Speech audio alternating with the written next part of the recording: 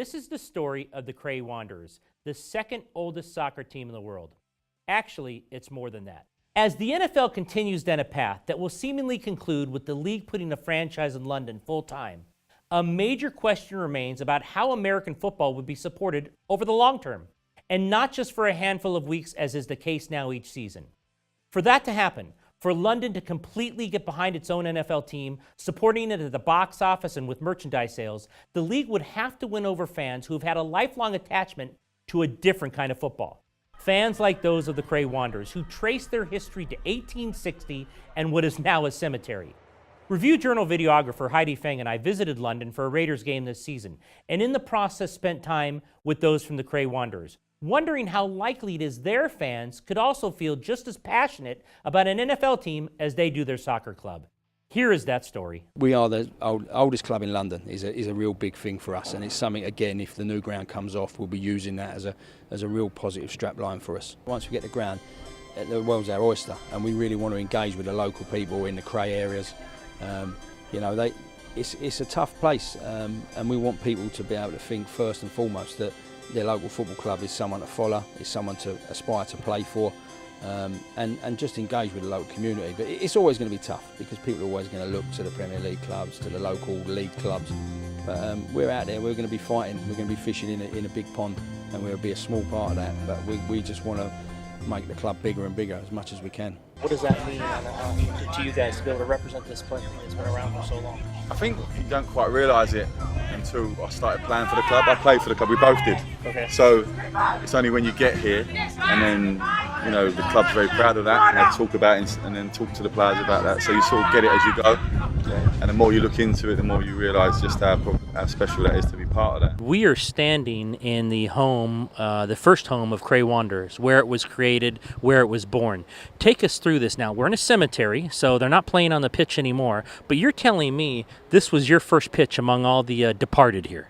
That's correct. In 1860, two railway companies, one from Kent and one from London, decided that it would make profit for their company if they joined the railways together. The railway you can hear behind us was never here originally. It finished at Bromley South, and so what the two companies decided for good business reasons is to link the two lines together, making a single line down to the Kent coast. The railway companies had to bring in a lot of itinerant workers. They mixed with the villagers, and during their lunchtime they would have a kickabout, have a bite to eat and then just have a kickabout to get rid of all the stress and strains of the morning's work. And from that kickabout, in this kind of area that we're looking at now, Cray Wanderers Club was formed, as I say, in 1860. This is your dream, this is your future. How long have you, as the chairman of the Cray Wanderers, dreamt about putting up your own stadium? 24 years now. I've been chairman 24 years. We've actually been officially in planning in 11 years now. So it's very hard in England to get planning on any sort of sporting facility. Should someone like the Jacksonville Jaguars and their owner, who owns Fulham FC and he's very engrossed in England, he bring the Jaguars here, would it work long term as well as has worked for 2 or 3 games a year, and why? I think due to the communications, media, internet, etc., the world's actually got smaller. So like 10, 15, 20 years ago, people didn't even understand or know what NFL was, American football in this country. But now, because, turn on the telly, it's on 24/7. I've got 3 sons. They do the fantasy football. They know all the players, all the moves, everything. It's now worldwide, and therefore you got these sports that are coming to the top of the tree, like football. Who would said that the Premier League and English football would have been big in America 10, 15 years ago, and it's massive now. It's massive all over the world. So, yeah, I can see that happening. Definitely. You could see your sons wanting to be wearing the jerseys, buying the gear, people out here in Cray being fans of American football. Yeah, they do already. So they buy the shirts. So they have joint teams. Sometimes in England you have a Premier League team you support, and you have a non-league team. Right. So you got your dual teams, and they don't clash in any way. And it's the same with different sports. You have follow American football team, follow a cricket team, follow a football team. So definitely would work. I think anything's possible in London, especially coming into London. There's a lot of it's not one of my sports that I follow in NFL, unfortunately. Sorry, guys. But I know it is a popular sport. There's a lot of people. One of the lads over there, Sammy Wood, he wants tickets for Sunday for the NFL game. There's always a demand, I think. So, yeah, I think anything's possible. Could they sell out 8 regular season games, a couple preseason games. And a playoff game as so, well. yeah. Yes, definitely. I think so. Definitely. Yeah. Absolutely. Yeah, we love American football. Really? I reckon. Yeah, I think we do. Yeah, the Super Bowl gets huge ratings. Yeah. It has done for many years. The highlight shows does. Sky Sports, they show about 4 games a week, including the Monday night games. Right.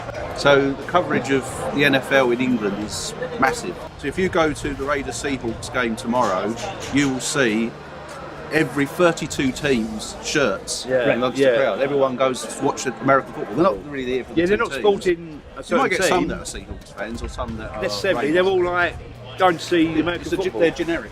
The national game is football. It always will be. Is real football, as opposed to American football. And I think it's very difficult to try and impose that. I'm a Tottenham fan, so the Spurs, our new stadium will be used for NFL games. It will be interesting to see if that develops into something bigger. I can't see it personally. I've been wrong before. I could be wrong again. I remember years ago, I was a kid, and we used to go over to Crystal Palace. There was a really big fun fair over there. So I remember it was like 12, 13, and there used to be an American football team that played out of it. So we just stood and watched it for a little while. So there's always been an undercurrent. There's always been that hardcore NFL fan in England. They did the one, they might grow off that.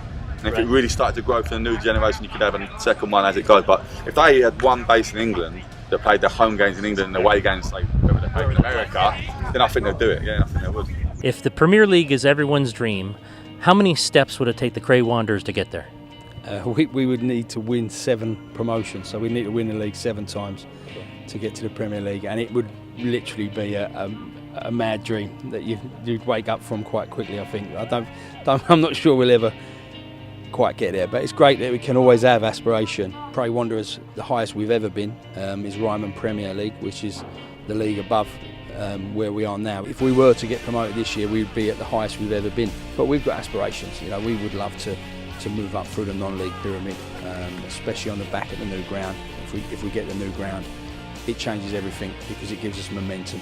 The main thing with football as an owner is it's so much pressure to keep the football club going. But the main thing is we've been ground sharers for so many years, is to get a sustainable model. From my point of view, it's about survival, getting the ground built. When the ground's built, more fans come in, more income, etc., and then go up a few leagues. To get to the Premier League, let's be honest, it would take Cray Wanderers 50 to 100 years. I think in all football, we just want to be competitive and have that dream to go up a division, have a run in the FA Cup. As long as that dream and as long as you've got that little bit of hope that you can move up, that's what makes the English football model so good. The next step on this journey would obviously be for the NFL to move a team to London full-time. And many believe that could actually happen by 2025. For now, on behalf of myself and Heidi Fang here at the Review Journal, we want to personally thank those from the Cray Wanderers Football Club, from Sam Wright to Richard Beaudry to Mark Hunt and team chairman Gary Hillman, to all the coaches and players for their incredible time and generosity and help in making this story happen. Much luck, boys, with the new stadium, and don't forget to send us an invite. We hope you enjoyed learning more about the second oldest soccer club in the world. I'm Ed Graney. Thanks for watching.